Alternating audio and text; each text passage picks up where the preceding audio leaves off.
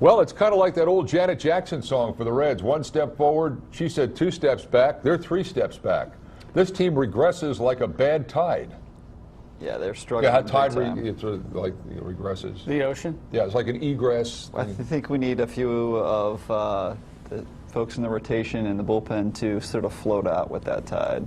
And it would begin with the man you called the single greatest addition to a baseball team in the last 7 years. If you're the opponent. Jason Marquis. Yes, Jason Marquis is struggling big time. I have to say that I didn't even attempt to watch a single inning of last night's game because... And that's pretty drastic for you, Mike. That is very drastic. He was warming up the TV for Letterman's finale at like 8 o'clock. I knew coming in that Jason Marquis was pitching and the way the rest of the team has been playing. Yeah. I figured I would check the score about the 5th inning, and unless they were hanging tight in there, I wasn't even going to attempt it. So. And you were, so to speak, not disappointed while being disappointed. I was disappointed, but I was... not surprised. Not surprised in the slightest. All right, they play the Giants. They win the first game. Cueto throws well, 7 innings, a couple of hits, a couple of earned runs, I think 2 earned runs for Cueto. He pitched very well against the Giants. And then the bottom falls off. Marquis starts a game where they give up 10. Leake starts a game, they give up 11. Desclafani starts a game, they give up 9. 30 runs in 3 games, Mike, for a team that came in averaging just a hair over 3 runs a game. Just a hair over 3 runs a game. The last 3 games, they averaged 10 runs a game. That's not a recipe for success. This is horrible. Desclafani is young, so you get what you get from him. Mm-hmm. But Leake should know better. And why Jason Marquis is still in this rotation, and we're going to get to it in a second. The longer they keep him in this rotation, the more I'm convinced they don't give a rat's patootie about winning this season. They don't. Yeah. You don't roll this guy out every 5th day and say, hey, we really care about what this team does. Yeah, I think he is definitely struggling, and I don't see. I questioned when they signed him, like, what is the purpose here? But you always want to try to bring in some AAA guys when you have an open spot and have some depth. And I don't think they anticipated that the young guys would come along as quickly as they have. But how you could say Marquis is the guy we're going to keep in the rotation when Lorenzen and Iglesias pitch so well is beyond me. And John Mascot at AAA has like a 2.03 ERA. I mean, he's 23 years old. So you've got 3 options there to plug in. And Brian Price's comments were very bizarre, to say the least, after last night's Which game. he said, what did Price say after last night's? So he said about Marquis here, let me pull it up. Those are tough questions when you're struggling. You've lost 5 in a row, and during those 5 games, you've had some really, really poor pitching performances from our starting pitchers. Definitely. Mm-hmm. I'm glad he recognizes that. Those questions, the question you asked is a reasonable question. It's not insensitive or ill-timed. It's a legitimate question. Who the hell is he to pass judgment on questions? That's what I thought. That's what I thought when he said... He can't even do his own job. Now he's telling people how to ask questions. But it isn't insensitive or ill-timed. Does anybody want to hear the coach of any team, unless it's your 7-year-old, saying something like that? Exactly. Insensitive or ill-timed? It was timed a month ago, and insensitive doesn't matter anymore. I think he's talking about the question. He's trying to be tiptoe on eggshells after the giant tirade. But so then he goes on to say, we've got a bunch of young pitchers too. I'm asking a lot of Mike Leake and Cueto to eat up the innings.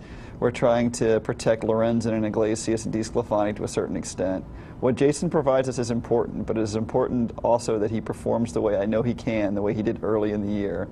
We always have to put the best team on the field, and I think when he's throwing the way he's capable of throwing, he can be part of a good starting rotation, but it needs to start getting better. 10 earned runs in the last 2 starts. He's doing a hell of a job. When was he last throwing capable as 2003? Yeah. During Bush's first administration. Right. I mean, that's just a ridiculous statement, and it just shows that he's lost touch with reality to me. I mean, the things he's saying now are just misguided and they don't have any purpose. I think Marquis had maybe 1 good start and a couple of okay starts at the early part of the season. I think he had that 1 game that he won where they scored like 16 runs, and he still gave up like 7 runs in that game. Yeah, he gave up a grand slam. And then it came back. We had 2 grand slams to win. The next game, he got like 9 runs. Yeah.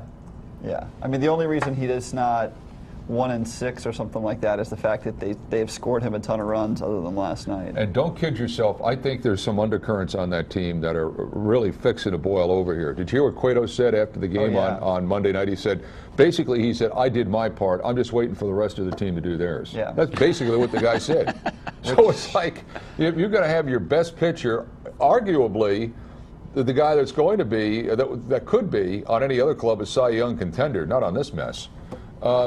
When he's saying stuff like that, then you know that there's other people saying the same thing. Of course, the other side of that is most of the other guys aren't doing what they're supposed to be doing. So. Yeah. And I mean, Cueto, he's had this problem going back for a couple of years now where he gets no run support. I mean, it's the thing that concerns me the most is the way this team is built. It's the guys who you're going to have for a few years who cannot hit with runners in scoring position. Right. And I'm not a big runners in scoring percentage, batting average guy. I think that it all averages out and comes out in the wash kind of in the end. But they have like a mental block on it. I mean, it's like no one can do it short of Votto and Phillips. Everyone else.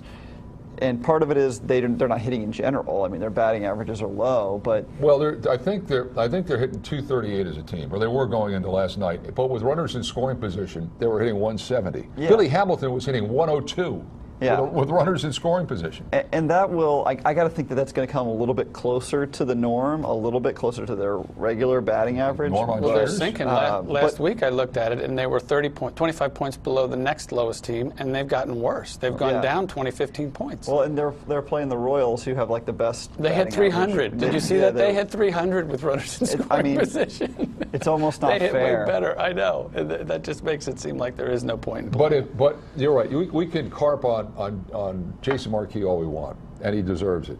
But until they start hitting the ball, it doesn't matter who's out there on the mound. It really doesn't. Oh yeah, I completely agree. And the inconsistency is the biggest thing. I mean, they cannot manufacture runs. They're waiting on home run balls, and those don't come when you face good pitchers. Those come off mistake pitches. Well, the only person hitting home runs right now is Todd Frazier. I mean, he's the only guy that you look at. Votto's not hitting home runs. Votto's in a slump. Votto's in a big slump. Phillips is the king of singles. The catcher can't squat, which means that he can't play every day, which means he can't get into a hitting rhythm. Jay Bruce, God bless him, I got a better chance of going up there and hitting a home run than he does. So it's kind of like, what do you got? You're left with this mismatch.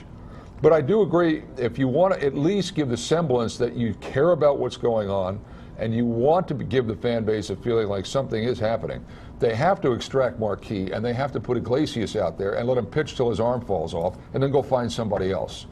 Keep Mascot down there. And as soon as Iglesias shows like he's huffing and puffing in July, if you're still in it, there's an answer. If it's not, go out and get somebody. But what they're 9 games out right now, so it's not like, what are we saving all this stuff for? Yeah, I mean, you got plenty of time left, but to lose 9 more. You have to start playing. You have to start turning things around, and I think one of the other things that Price said somewhere in his long comments was, it's still early, but we can only say that for so long. I mean, I think you're basically a quarter of the way into the season at this point. So you've got a lot of time left, but you don't have a lot of time to screw around and just hope the bullpen's going to get better. And that's one of the things that concerned me most about some of the things that, as we went on in some of the things that Price said, was he's sort of like throwing up his hands. He's like, we've got a tremendous defensive ball club. There are a lot of areas to improve upon, but it starts with expectations, what we expect of ourselves, and it's early in the season. But we're going to say that in a little bit, and it's not going to be that early. We need to play much better baseball, and we have enough talent to do it. It just needs to happen, and we've got to do it collectively. Yeah, but where's it? That's like a pipe dream. Right, it is. Let's just hope it happens. Who in their right mind? That's a philosopher. Who's going to play better? Who's going to play better? Your catcher, like I said, can't play. Votto is Votto. He's got to be on-base percentage is good. Same with Phillips. I mean, the shortstop was hitting. Third baseman is hitting better. The blanks are center field, right field, to a lesser extent catching, because Pena has acquitted himself well, I think. Is he a 650 plate appearance guy? I don't think so. And your left fielder didn't hit for the first 5 weeks, and I don't know what he's done this week, but he's not hitting as well as he hit 2 weeks ago. So I mean, who's going to play better? I mean, where is that going to come from? It's basically Billy Hamilton and Jay Bruce. Yeah, I think you've got to get more production from Hamilton and Bruce, and then it sounds like Mesoraco may be just a week or two away from being back. He actually did some catching drills. You know, there you go. That's a novel concept that your catcher can actually get down into a catcher squat. But they have to get production. And what is so, I think, maddeningly frustrating about this team is you go from, all right, so Votto is hitting, but Bird isn't. Now Bird's hitting, but Votto isn't. Now Bruce is finally starting to come around. I think I said on the show last week that this week we'd be talking about Bruce turning it around. He hit 368 with 2 home runs in the last week, so he's turning it around, and he missed a grand slam by about 2 feet on Sunday that would have changed the game. So they're starting to come around one guy at a time, but just as soon as one guy comes around, then someone else falls off the wagon and can't hit the ball anymore. Because, Mike, they all approach hitting the same way. It's a big bop team, and there's nobody there that you look at and say, okay, there's somebody who's going to move the line around, and we'll get a couple here, 1 here, a couple here, 3 here. And when you have that kind of roster, which they've had forever, to me, that's why you have what you have. This guy falls off when that guy starts hitting. That's what happens on a team that doesn't have the kinds of ball players that can have good OBP and keep the line moving.